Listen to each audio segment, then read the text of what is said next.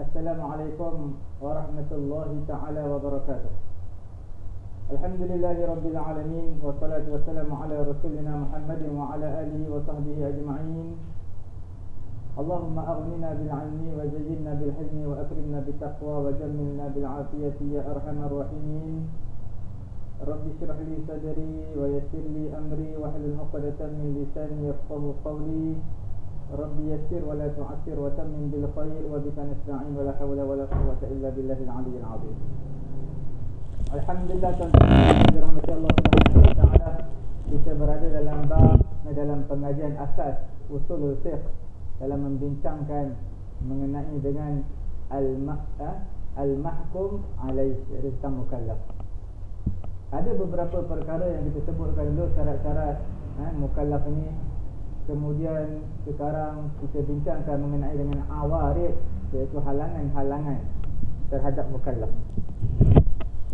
Tuan-tuan dirahmati Allah Subhanahu wa taala, kita bincangkan semalam al-awarid al-ahliyah.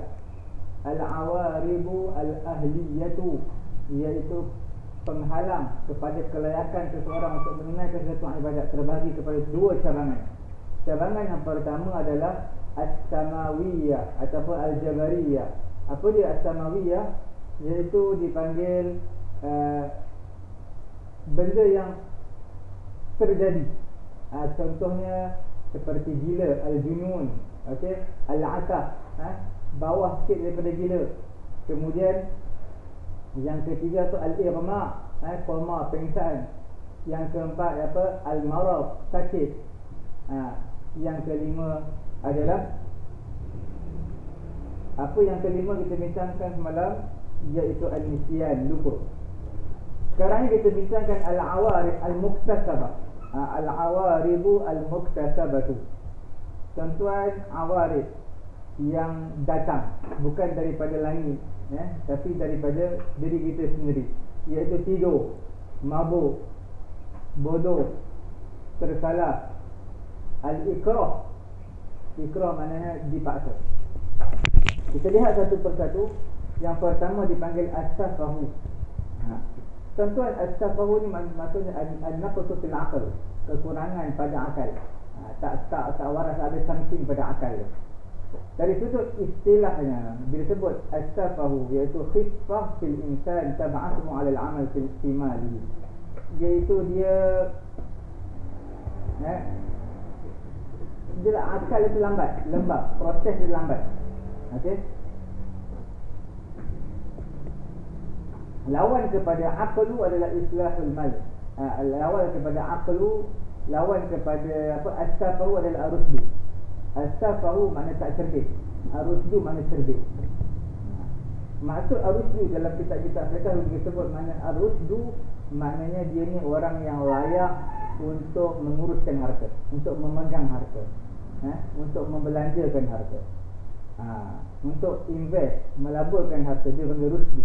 Kalau tak rusdu, tidak cerdik, maka tak boleh untuk melaburkan harta, tak sah. Tak nak sewa pun tak sah, semua tak sah.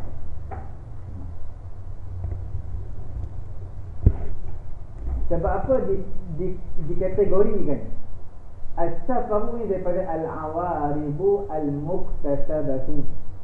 Daripada apa? Daripada yang perkara bodoh ni, daripada awarid, perkara-perkara yang halangan-halangan yang diusahakan.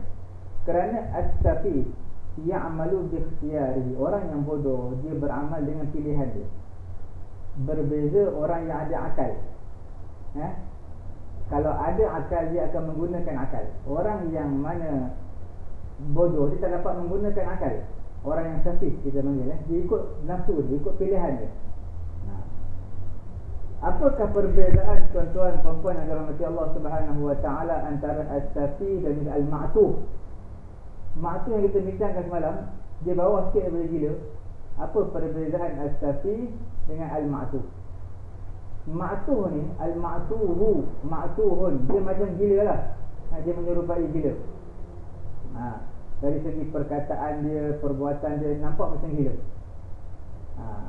Dan memang ada kriteria gila tu memang ada.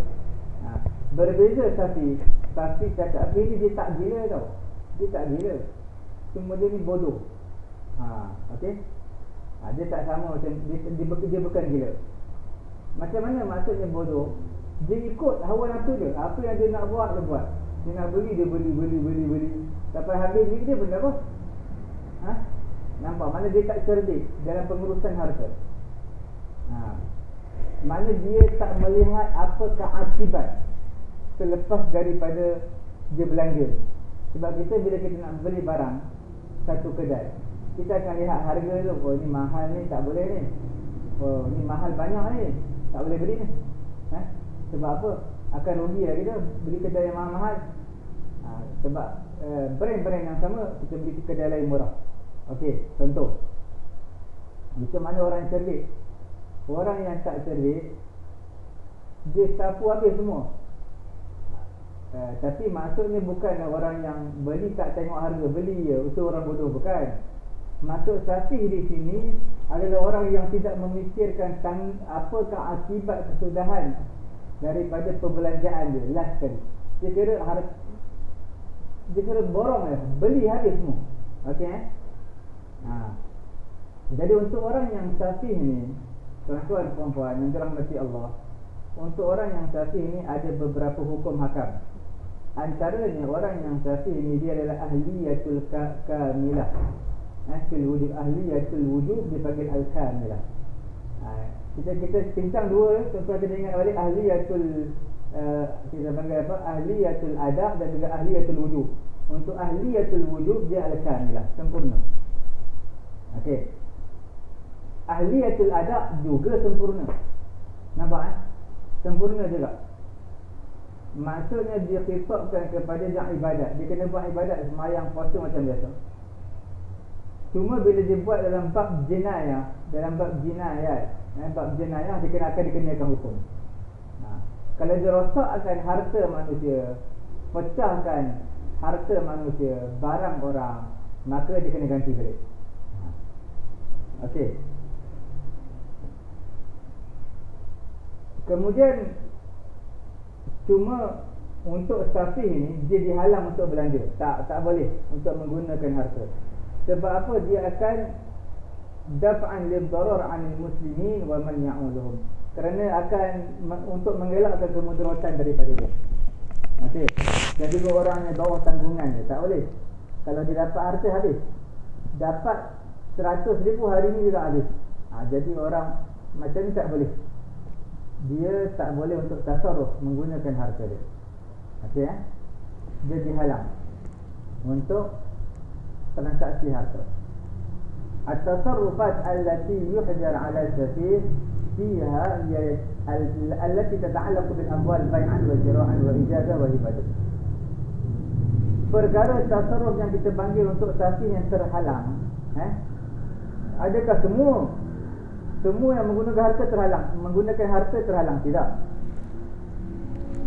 Yang terhalangnya adalah yang berkaitan dengan jual beli, berkaitan dengan kelulusan, approval, iaitu dia nak kita panggil nak luluskan ke tak, nak bagi keizinan ke tak, ijazah, nak bagi keizinan ke tak, nak bagi hebah, itu semua tak terpakai untuk orang safih.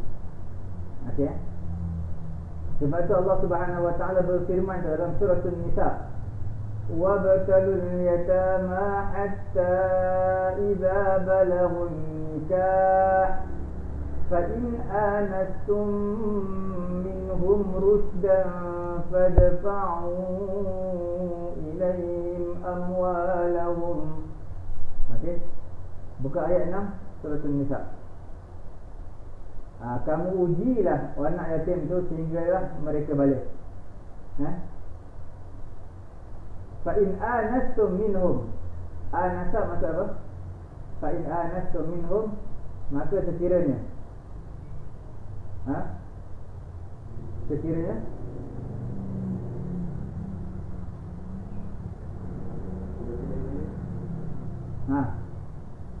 dan ujilah anak-anak yatim itu sebelum balik sehingga mereka cukup umur, yakni dewasa.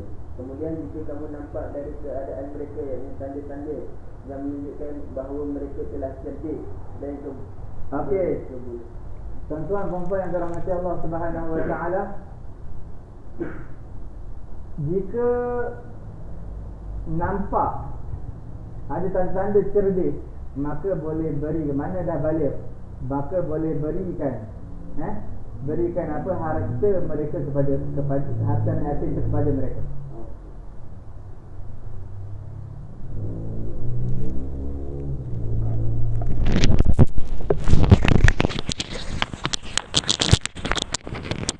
Okey. Okey tuan-tuan, mengenai dengan wa batalul yatama hatta idza balagun nikah, uji anak yatim sehingga mereka balik berikan harta kepada mereka.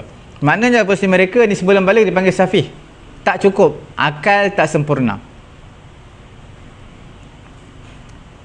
Bila sebut ar-rusydu, maksudnya as-salah fil aqal. Okey, bila sebut ar-rusydu maksudnya apa, as-salah fil aqal, maknanya akal dia dah sempurna. Okey, dan juga dah ada kemampuan untuk menggunakan harta dengan pada salurannya yang betul. Ada pun tasarruf yang lain, penggunaan ataupun perkara yang lain, bagaimana seperti akad nikah, perkahwinan untuk orang safih, sah? Talak, orang safih jatuhkan talak, sah? Sebab dia ni ada akal, dia bukan gila, cuma dia lembab. Lembab. Dia bodoh-bodoh sikit lah, bodoh lembab macam tu. Az-zakah, zakat wajib, haji pun wajib, memberi nafkah kepada isteri dia wajib, memberi nafkah kepada kaum kerabat dia, macam siapa, ibu ayah dia susah, wajib berikan, sebab dia bukan gila. Okey, fala yahjur ala safih fiha, dan tidak dihalang orang yang safih untuk kahwin dan sebagainya kita sebutkan tadi. Tuan-tuan perempuan yang dirahmati Allah Subhanahu wa taala,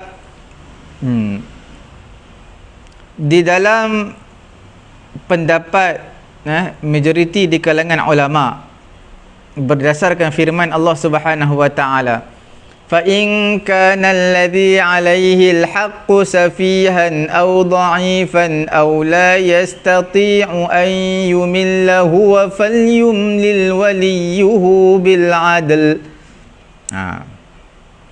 Okey, Suratul Baqarah ayat 282, ayat panjang ni mengenai hutang. Jadi sekiranya ke atas ni ada hak, cuma dia tu orang yang safih, yang bodoh, yang lemah dan tak mampu tulis, falyumlil waliyuhu bil adl, maka suruh wali dia tulis dengan cara yang adil. Jadi di sini berdasarkan ayat ni kita boleh lihat ayat ni sebagai petunjuk apa? Sebagai irsyad, petunjuk. Apa dia? Orang yang safih, orang yang tak cerdik ni, yang berdiri pada tempat dia, yang berada pada tempat dia, bukan dia tetapi wali dia, dalam menulis hutang, berapa orang ni hutang, tarikh bila, waktu bila, sekian-sekian tempat, tulis. Okey, wali dia kena tulis, bukan dia, sebab dia safih.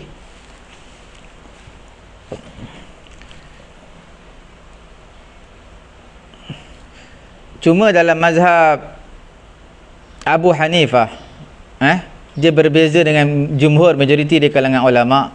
Dia menyatakan apabila tiba-tiba datang kepada orang yang sudah baligh ataupun orang yang menjangkau umurnya 25 tahun, contoh, jadi tiba-tiba datang sifat safah, sifat safahun ni, sifat yang tak cerdik ni kepada dia, jadi tetap dia boleh menggunakan harta seperti biasa. Sebab apa?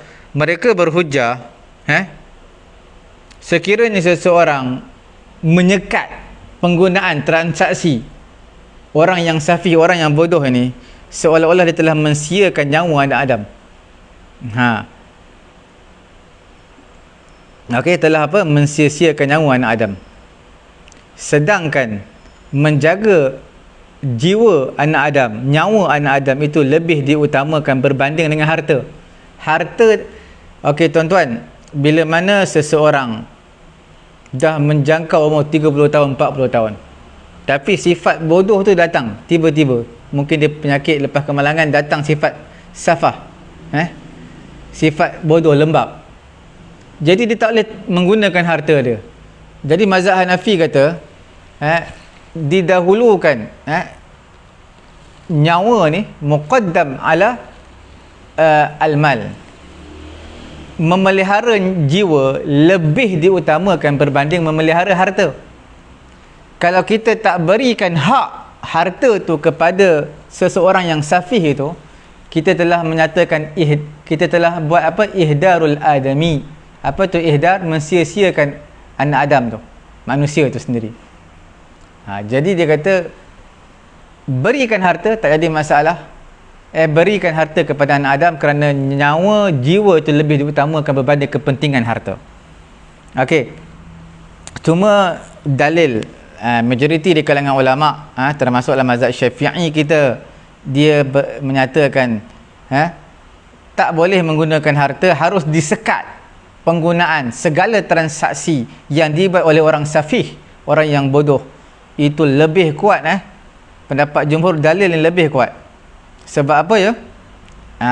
Sebab dia disandarkan kepada nas. Mazhab Hanafi tak disandarkan kepada nas. Dia bersandarkan kepada waqi', pada apa kita panggil seolah-olah macam kaedah istihsan lah. Penggunaannya lebih kepada logik. Okey. Apa yang majoriti di kalangan ulama sandarkan nas? Mereka kata dalam surah An-Nisa ayat yang kelima, wala tu'tus sufaha'a amwalakum allati ja'alallahu lakum qiyama.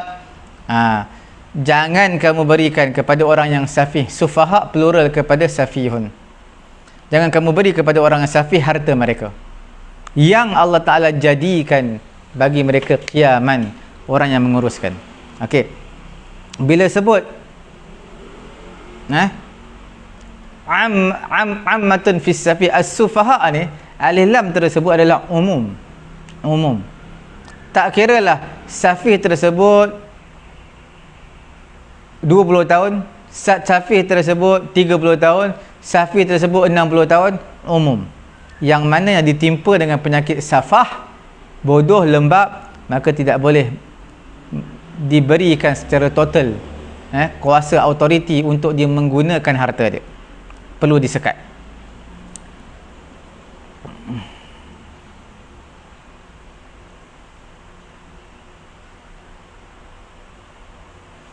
Ayat yang kita bacakan tadi suratul Baqarah ayat 282, fa in kana alladhi alaihi alhaqqu safihan aw dha'ifan aw la yastati'u an yumilla falyumlil an yumilla huwa falyumlil waliyuhu bil adli. Ayat ni jelas menunjukkan syarat hutang, kepercayaan wasiqah. Untuk hutang ni bukan kepada safih itu sendiri tapi kepada walinya. Menunjukkan apa ayat ni? Iaitu berhaklah bagi wali dia untuk tasarruf, menggunakan ada autoriti terhadap harta dia, bukan dia. Okey.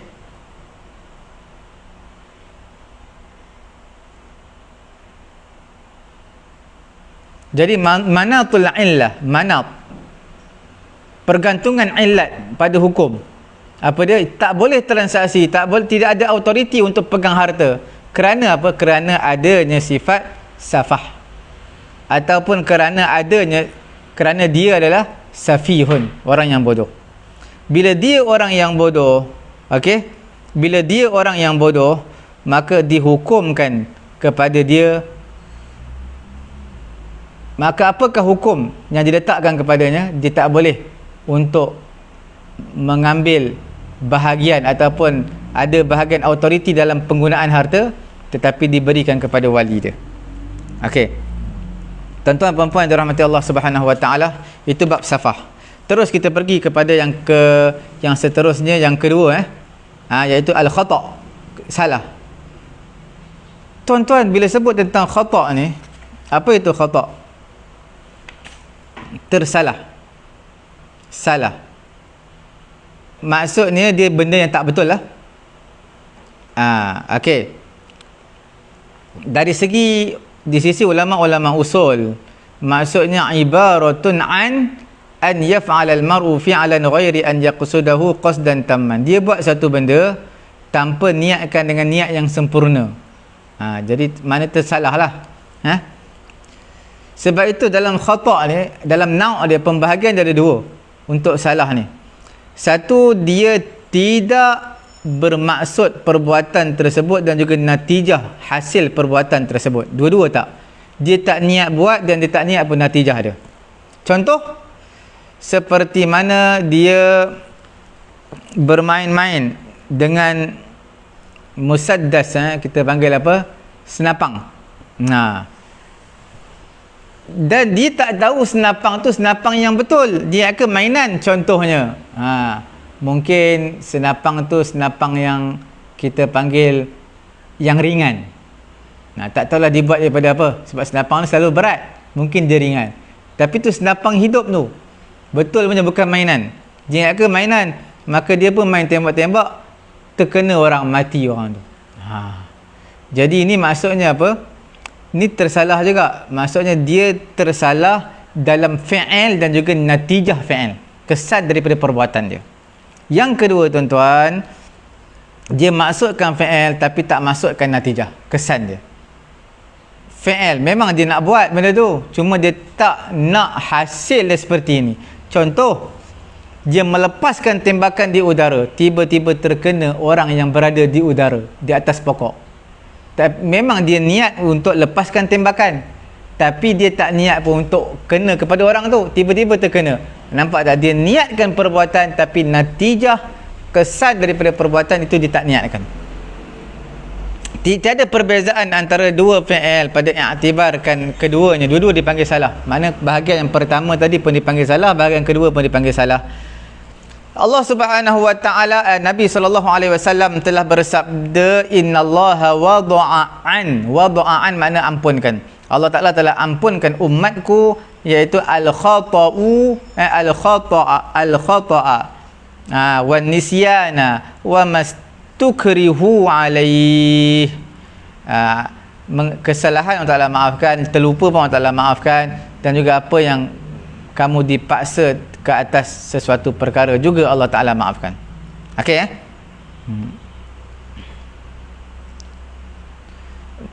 Wada'an makna Allah Ta'ala mengangkat dosa. Mana tak berdosa lah. Okey. Tuan-tuan, bila sebut tentang salah ni, dia ada beberapa hukum di sana. Yang pertamanya adalah yasluh al-khata' an yakuna uzran.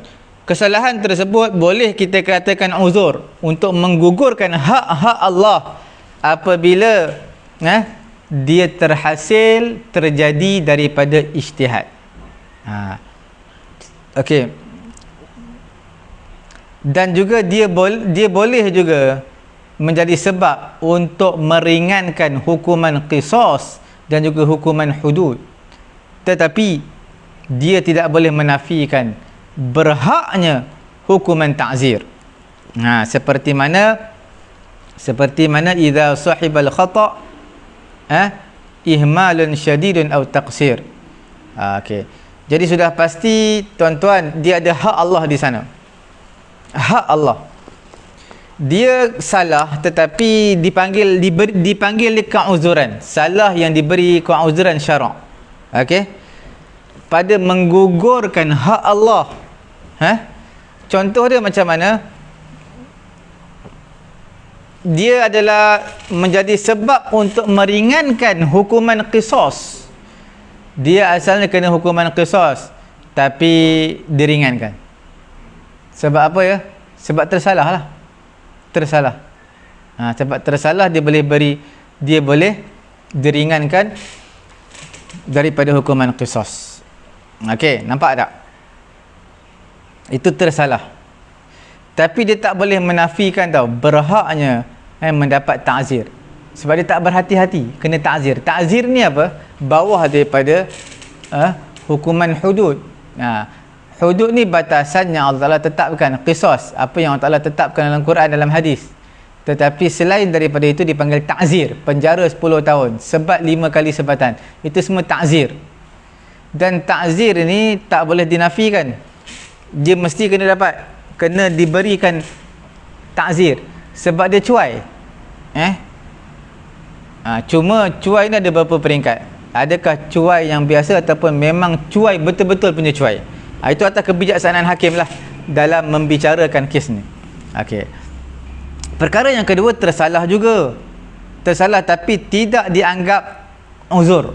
Kesalahan tersebut tidak dianggap uzur di sisi syarak. Untuk menggugurkan hak hamba, hak manusia, maka wajiblah dhaman, ta'wid, ganti apa yang orang tersalah rosakkan. Contoh dia sepak bola. Nak sepak bola, nak bagi gol, bagi masuk gol. Rupanya terkena cermin kereta orang, pecah. Dia tersalah tu, tapi syariat tidak menggugurkan kerana dia bukan hak Allah, dia adalah hak manusia. Sebab yang pecah tu cermin kereta orang, bukan cermin kereta Allah, cermin kereta orang. Jadi dia kena ganti balik walaupun tersalah. Hukumnya wajib. Begitulah seseorang yang mana dia nak bakar sampah dekat rumah dia, tengok-tengok terbakar habis, jiran sebelah, rumput-rumput jiran sebelah semua terbakar, motor-motor kereta pun terbakar, jiran sebelah. Kena ganti balik, wajib. Nampak Dan yang ketiganya, tersalah ni tidak menafikan wajibnya kafarah. Wajibnya kafarah li'annahu la yanfakku an taqsir, kerana dia tak dapat terpisah daripada kecuaian, seperti mana membunuh secara tersalah. Bunuh secara tersalah ada kafarah. Quran sebut apa? Quran sebut apa?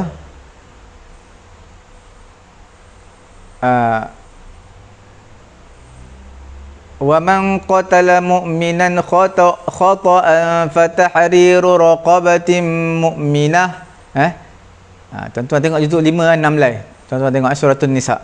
Faman lam yajid fasiyamu syahraini mutatabi'aini taubatan minallah. Kena merdekakan hamba. Tak mampu puasa 2 bulan berturut-turut. Itu semua kafarah.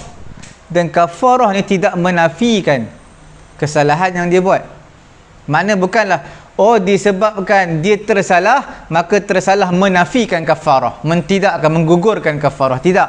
Kafarah tetap jalan seperti biasa. Okey? Walaupun tersalah. Kemudian yang terakhir dalam bab salah ni, yang keempat, iaitu tidak berlaku tasarruf al-mukhti al-qawliyah indal jumhur. Tasarruf, setiap penggunaan bahasa, perkataan yang digunakan oleh orang yang tersalah, perkataan tidak diambil kira di sisi majoriti di kalangan ulama. Berbeza dengan mazhab Hanafi, mereka mengambil kira. Sebab tu dalam Quran sebutnya dalam suratul Baqarah juzuk yang kedua, berapa lai, 7 lai plus 1 page ayat atas sekali. La yu'akhidhukumullahu billaghwi fi aymanikum walakin yu'akhidhukum bima kasabat qulubukum. Dalam suratul Maidah, walakin yu'akhidhukum bima aqadtumul ayman la yu'akhidhukumullahu billaghwi fi aymanikum. Allah Ta'ala tak azab kamu sebab apa? Sabqul lisan, tersalah, sebut tersalah. Jadi talak orang yang tersalah tak berlaku. Contoh dia nak kata aku nak tolak kamu, tiba-tiba aku nak tolak kamu. Dia kata kat isteri, aku nak tolak kamu. Kita kata aku nak talak kamu. Tersalah. Daripada tolak jadi talak. Maka tak berlaku talak. Walaupun dia kata kat isteri, sebab tersalah. Okey. Setiap perkara yang sabqul lisan, dalam bahasa Arab sabqul lisan, yang terungkap, bukan dia niat macam tu, maka tak diambil kira lafaz tersebut. Berbeza dengan tariqah al-Hanafiyah, mazhab Hanafi, mereka kata mereka melihat berlakunya talak al-mukhti, orang yang tersalah tadi, dan terjadi akad dengan sebab percakapan dia. Sebab apa? Sudurul alfaz, setiap bermulanya lafaz-lafaz daripada mukallaf, Mukallaf yang baginya ada ahliyah kamilah. Tuan-tuan kena faham term-term ni. Kalau tak, macam mana tuan-tuan nak tahu? Orang yang ada ahliyah apa? Ahliyah kamilah. Tak kira ahliyatul wujud atau ahliyatul ada, yang kamilah, maka hukumnya lafaz yang diambil kira oleh syariat. Jadilah. Mana jadi akad dia tu. Okey, sebab dia apa? Sebab dia ahliyah kamilah. Sebab kita ada belajar ada munadimah, ada naqisah, ada kamilah. Kamilah terjadi. Okey.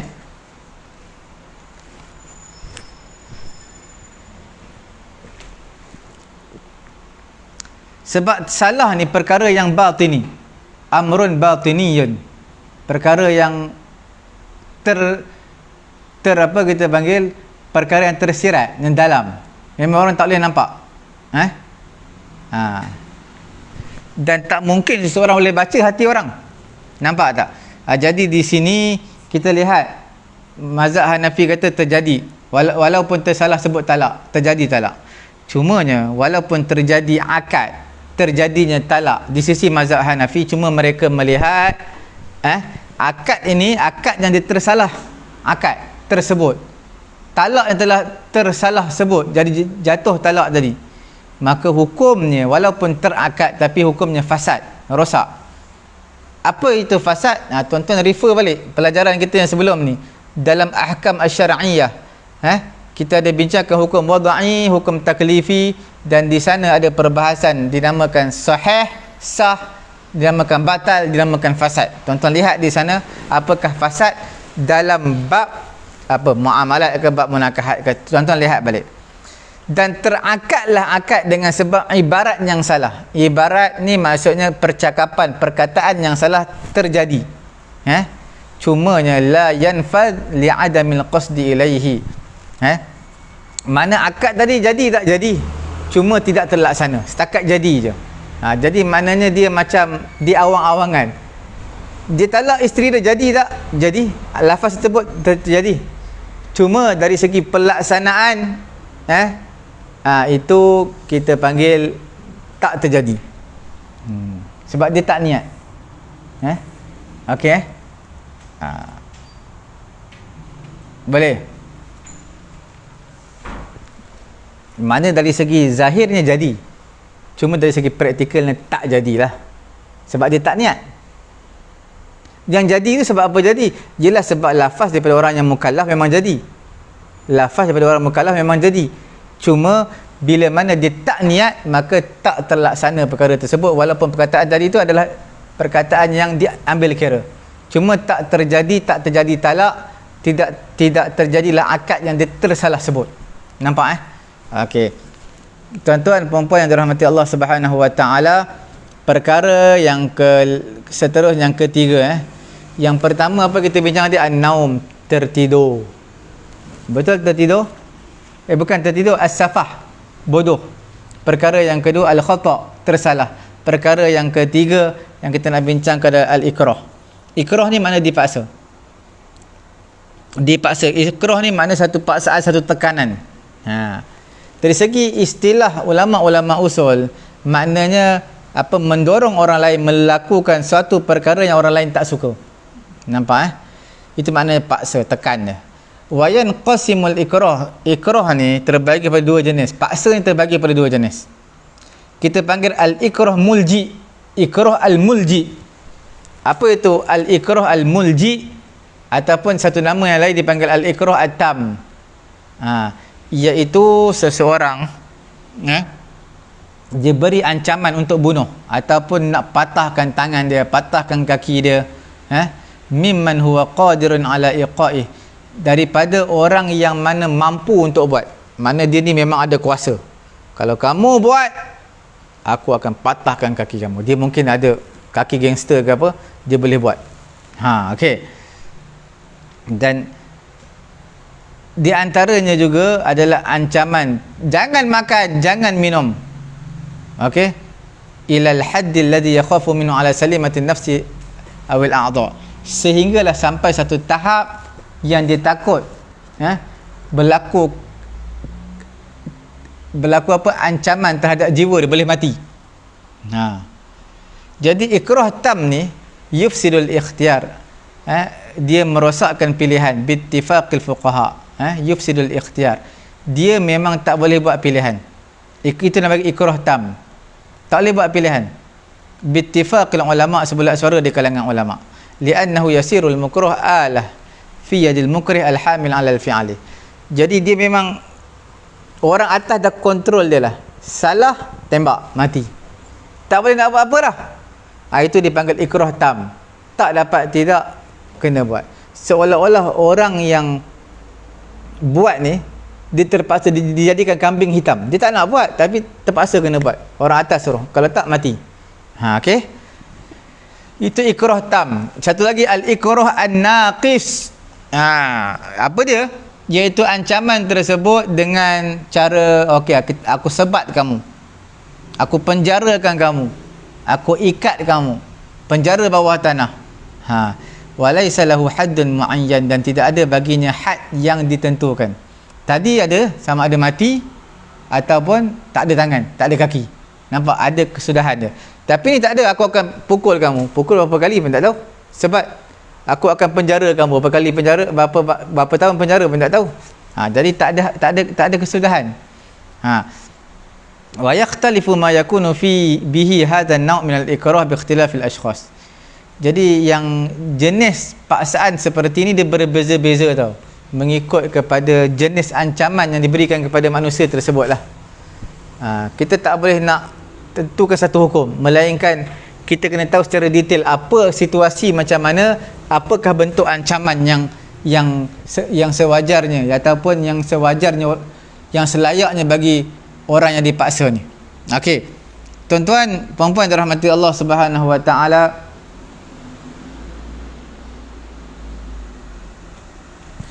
jadi pendek katanya, ikrah an-naqis, mi'yar, kayu ukur untuk kita tengok paksaan tu jenis macam mana.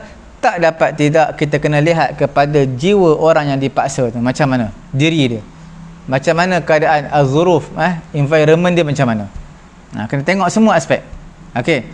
Cuma ikrah naqis ini dia tidaklah menafikan at-takalif syar'iyyah, mana mukallaf, perkara yang ditaklifkan itu tidaklah apa, tidak menafikan, dia kena buat. Wa taqdiru hadha an-naw' wa asaru syar'iyyah mahall al-ikhtilaf bainal fuqaha. Cuma takdir andaian jenis ikrah naqis ini dan juga kesan syarak yang ada padanya adalah mahal ikhtilaf. Mahal ikhtilaf ni apa? Ulama fiqh berbeza pendapat lah. Ikrah tam senang, memang tak ada pilihan dah. Ikrah tam ni memang tak ada pilihan, kena buat, tak buat mati. Cuma ikrah naqis ni dia berbentuk bukan spesifik, dia umum. Dia perlukan detail, perlukan tafsil, huraian secara detail. Bagaimana situasi dia, apakah yang berlaku, bagaimana hubungan dia, orang yang memaksa dengan orang dipaksa, boleh tak dia lari. Semua tu perlu tengok dalam kitab-kitab fiqh. Perbahasan menjadi mahal ikhtilaf. Okey. Untuk ikrah an-naqis ni, tuan-tuan puan-puan dirahmati Allah Subhanahu wa taala. Okey, kita cuba habiskan juga hari ni insya-Allah al-awarid. Okey, semua ada berapa hari ni? Yang al-muktasabah, al-awarid al-muktasabah. Yang pertama as-safah, yang kedua adalah al-khata', tersalah, dan yang ketiga adalah al-ikrah. Tiga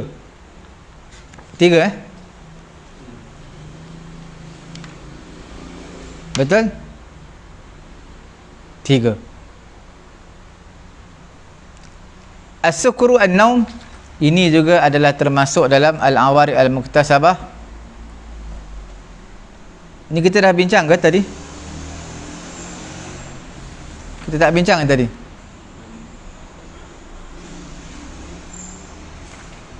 Muka surat yang ke-138, al-awarid al-muktasabah, an-naum.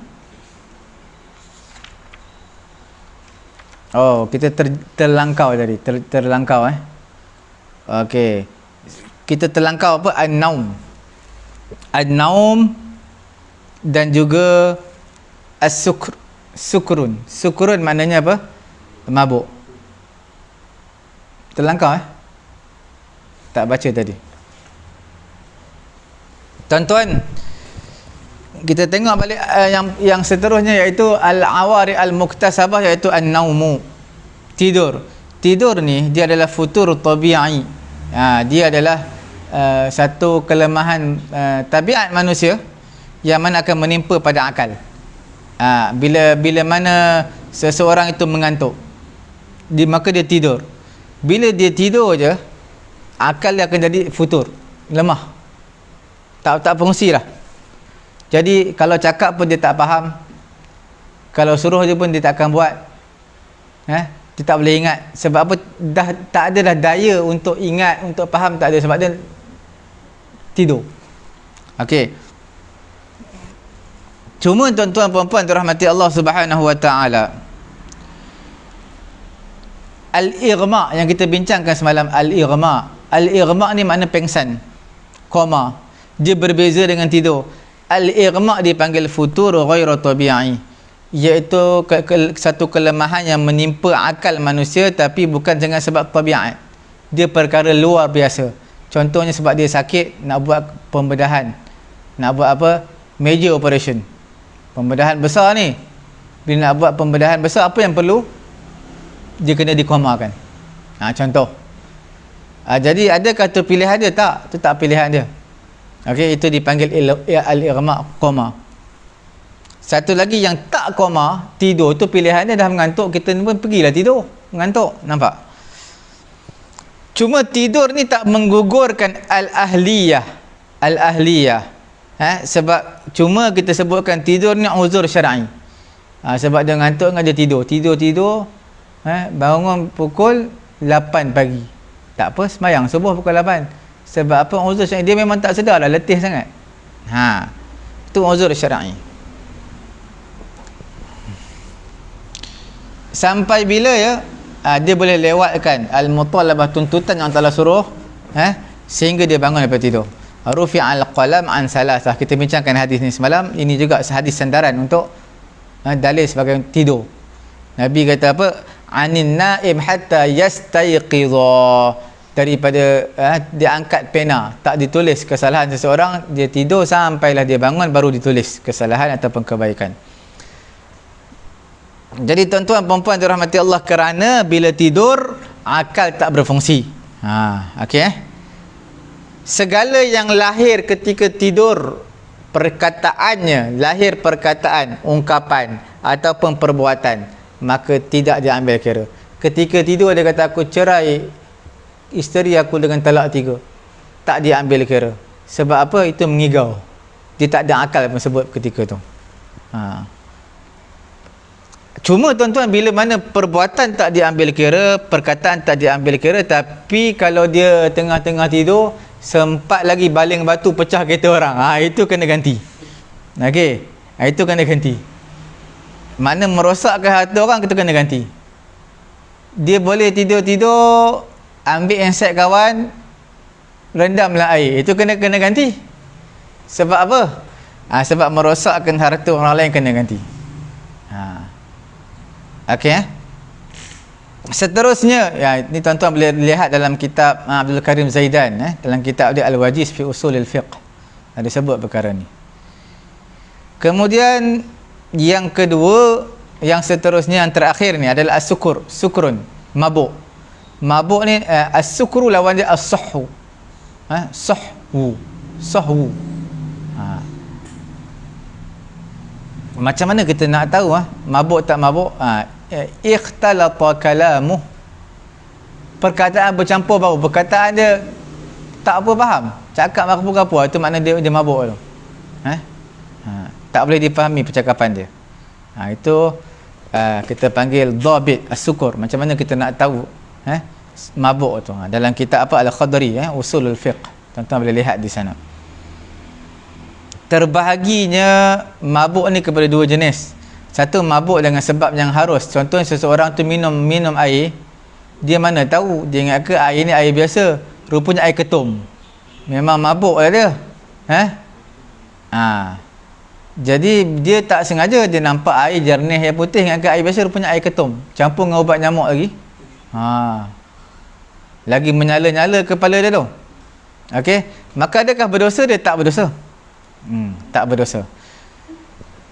Hukum orang yang mabuk ni, mabuk bi tariqin mubah, dengan cara yang mubah. Ada beberapa perkara tuan-tuan perlu tahu. Cara yang mubah ni maksud apa? Bukan cara yang sengaja. Macam saya bagi tu tadi, dia minum air, makan ubat, sakit perut. Dia ingatkan ubat ni biasa, kawan dia bagi, kata ubat ni bagus sakit perut. Makan-makan, mabuk. Nampak satu, nampak dua. Yang dua nampak empat. Boleh. Okey. Jadi tidak menafikan as-sukr ahliyatul wujub. Jadi bila mabuk ni tidak menafikan ahliyatul wujub, kewajipan, kelayakan kewajipan ahliyatul wujub tu. Kita bincangkan sebelum ni, ada ahliyatul ada, ahliyatul wujub. Maka sabitlah pada zimmatus sukron, tanggungjawab dalam zimmah. Zimmah ni dalam tanggungan orang yang mabuk tadi, perkara-perkara yang wajib, dia wajib menanggungnya. Allati tansha'u asbabuha, yang lahirlah sebab-sebabnya ketika mabuk. Macam mana tu? Contoh, kalaulah dia merosakkan harta orang lain, dia melukakan, mencederakan orang lain, maka wajib dhaman ataupun ta'wid. Jelah bila dia mabuk, dia bukan sengaja mabuk. Dia ingat ke ubat biasa je, buat sakit perut, tengok-tengok ubat tu boleh memabukkan, habis, pecah habis pasu bunga orang semua. Sebab apa? Mabuknya pasal. Kena ganti. Okey. Ada yang menafikan mabuk ini, dia tak menafikan ahliyatul wujub, ahliyatul wujub, tapi ahliyatul ada dia menafikan. Tuan-tuan nampak tak? Ini semua term yang tuan-tuan perlu tahu pelajaran sebelum ni. Ahliyatul wujub, yang sabit kewajipan kepadanya. Apa dia yang kita bincang sebelum ni? Menggantikan harta orang lain bila buat rosak. Itu sabit. Yang tak sabitnya ahliyatul ada. Ahliyatul ada ni apa? Untuk tunaikan. Contoh, wajib kepadanya ibadat ketika mana mabuk. Itu tidaklah, tak boleh dia semayang. Lakin yajibu alaihi al-qada', tapi wajib qada'. Walaupun dia kata aku mabuk ni bukan sengaja, memang tak sengaja. Tapi adakah wajib qada'? Wajiblah qada'. Tapi ketika mabuk boleh semayang? Tak boleh semayang. Kalau semayang pun dia tak tahu dia baca apa. Nampak tuan-tuan puan-puan yang dirahmati Allah Subhanahu wa taala. Jadi di situ dah ada dua perbezaan. Satu dipanggil ahliyatul ada, ahliyatul wujub. Ahliyatul adanya tak ada gugur, ahliyatul wujub tidak gugur. Kemudian dia juga menafikan juga untuk mabuk ni, mabuk yang disebabkan perkara yang haruslah, yang maksudnya yang tak sengaja. Tartibul mas'uliyah al-jinaiyah, menafikan juga, menggugurkan juga kebertanggungjawaban terhadap jenayah-jenayah yang dilakukan, kerana dia tak niat, tak ada niat, dan tak pun terlintas untuk buat benda tu, maka tidak terhasillah ke atas orang yang mabuk ni uqubah, hukuman tak ada. Tidak disebat hudud, dilaksanakan hukuman hudud orang yang minum arak. Minum arak ni ada yang ulama kata 40 kali sebatan, ada yang kata 80 kali sebatan. Tapi bila minum mabuk tak sengaja, kemudian dia pula bawa kereta menyebabkan kemalangan, jadi tak dikenakan hukuman hudud 80 kali sebatan. Hukuman lain kenalah ta'zir, tu kenalah ta'zir. Ta'zir tu apa? Hukuman mengikut atas kebijaksanaan hakim. Okey. Dan tidak sabit pada haknya uqubah ta'ziriyah bi ta'ati hadzal muskir. Tidak juga sabit pada haknya hukuman ta'ziriyah dengan sebab mengambil benda yang memabukkan. Jadi di sana tuan-tuan dia ada dua, satu dipanggil hudud, satu dipanggil ta'zir. Contoh saya bagi gambaran yang mudah tuan-tuan. Orang yang curi duit tabung masjid, contoh, dia curi duit tabung masjid, dia tak boleh dikenakan hukuman potong tangan. Sebab apa? Sebab masjid tu harta milik orang ramai, milik orang ramai masjid. Dia bukan curi secara hak individu. Contoh lagi, dia mencuri duit daripada seseorang, daripada rumah seseorang ataupun kereta seseorang, dia pecahkan kereta, dia ambil duit dalam tu 200 ataupun 300 ringgit dia ambil. Banyak tu, dia kenakan potong tangan, kena. Tapi bila dilihat-lihat balik, oh rupanya dia memang tak ada duit langsung, dan dia mencuri, yang perkara yang mendorong dia mencuri, faktor dia mencuri adalah untuk melangsungkan kehidupan. Kalau tak curi, tak pecahkan kereta, ambil duit, maka dia mati. Maka di sini hukuman hudud tu gugur, ta'zir masih lagi dikenakan, ta'zir. Cuma mengikut kebijaksanaan hakim lah, nak bagi ta'zir berat ataupun ringan, kena selidik lah dulu, kena bicara dulu. Nampak tak? Jadi untuk orang yang minum arak, dia minum tak sengaja, adakah dikenakan hukuman hudud? Tidak. Adakah dikenakan ta'zir? Ta'zir pun tak, sebab dia ambil tak sengaja. Dan juga tidak berlaku tasarruf yang al-mukhtalifah, yang berbeza-beza. Jadi tidak sahlah talak daripadanya kerana dia berada pada tempat mughma alaih, orang yang pengsan. Jadi tak terhasil apa-apa hukum, kesan syarak daripada dia.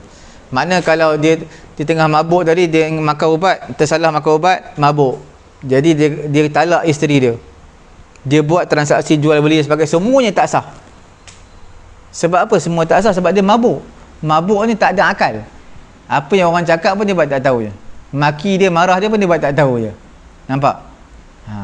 Itu kita panggil mabuk dengan sebab tak sengaja. Mabuk dengan sebab sengaja, itu memang haram lah, haram. Dan dia dianggap berdosa. Minum tu dianggap berdosa.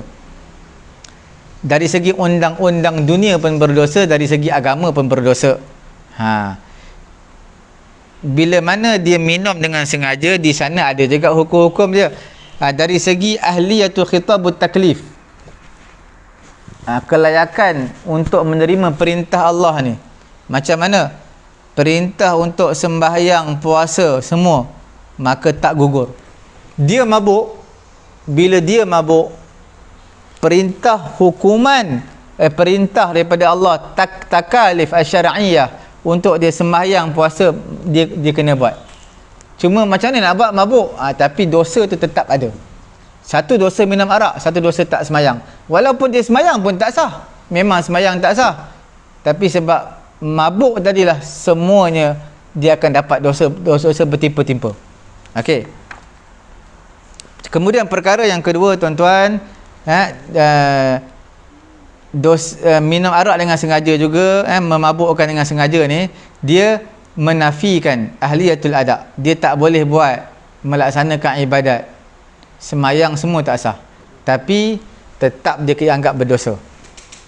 Seterusnya adamul i'tidad, tak diambil kira ibarat dia, iqrar dia, akad dia, talak, percakapan, semua tak diambil kira. Tak berlaku talak dengan sebab dia mabuk. Sama ada dia mabuk tadi dengan perkara dengan sebab perkara yang haram ataupun mubah, semua tak berlaku di sisi siapa? Di sisi ulama az-zahiriyah. Ada pun majoriti di kalangan ulama, mereka kata tak, kalau kamu minum arak dengan sengaja, kamu lafaz talak, jadi talak tadi. Kamu minum arak dengan sengaja, kamu buat transaksi, jadi transaksi tadi. Okey, sebab siapa suruh kamu cari pasal kamu minum arak dengan sengaja? Mabuk tadi dengan sengaja, berbeza dengan tak sengaja, dia beza.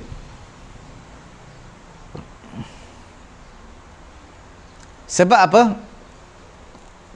Imam Al-Amidi, ulama Syafi'i, dalam ulama usul Syafi'i, dia sebut linufuzi talaqis sukran, akan terjadilah talak orang yang mabuk dengan sebab percakapan dia, kerana dia adalah ahliyatul khitabul wad'i. Sebab yang kita bincangkan sebelum ini, ada sebab, ada musabbib. Bila mana berlakunya sebab, maka berlakulah, bila mana berlakunya sebab, maka berlakulah musabbib. Apa itu sebab musabbib? Bila mana berlakunya bila mana berlakunya lafaz, sebab berlakunya lafaz talak, maka musabbib dia apa? Maka berlakulah talak tersebut. Jelas? Seperti mana kita sebut sebelum ini, bila mana ada sebab, maka adalah musabbib. Bila mana adanya gelincir matahari, maka adalah musabbib, wajib sembahyang zuhur. Begitu bila mana adanya lafaz talak, maka adanya sebab-sebab talak. Okay, bila adanya sebab, maka adanya musabbib. Musabbib itu adalah berlakunya talak. Okey, tuan-tuan puan-puan dirahmati Allah Subhanahu Wa Taala, yang terakhir iaitu mas'uliyah jinaiyah, mengenai dengan jenayah yang dilakukan, perbuatan yang dilakukan, maka dikenakan hukuman. Kalau dia bunuh orang ketika mabuk dengan sengaja, dihukum dengan hukuman qisas, bunuh dengan sengaja. Zina pun sama, dikenakan hukuman rejam ataupun sebat. Okey tuan-tuan, cukup setakat tu. Kita dah habis al-awarid al-ahliyah. InsyaAllah sikit lagi kita akan masuk pada keesokan hari, iaitu al-awarid, iaitu boleh jadi kurang, boleh jadi tak ada terus, takalif syar'iyah, perkara yang ditaklifkan kepada kita. Kemudian lepas tu barulah kita masuk bab baru yang sangat penting, iaitu adillah syarak, dalil-dalil syarak, Quran, hadis, sunnah, ijma', qiyas, mengikut setiap mazhab, insya-Allah. Cukup sekali itu tuan-tuan, jangan lupa tekan butang share, sama-sama kita berkongsi memanjangkan pengajian kita pada pagi yang mulia ini. Dan jangan lupa tuan-tuan yang terlepas ikuti pengajian kita, terus layari YouTube kami, Pusat Ilmu At-Taqwa. Boleh layari juga page Facebook kami, Pusat Tahfiz At-Taqwa. Di sana kami admin ada sediakan playlist, tuan-tuan boleh pilih di sana. Subhanallahumma wa bihamdihi, subhanakallahumma wa bihamdika, asyhadu an la ilaha illa anta astaghfiruka wa atubu ilaik.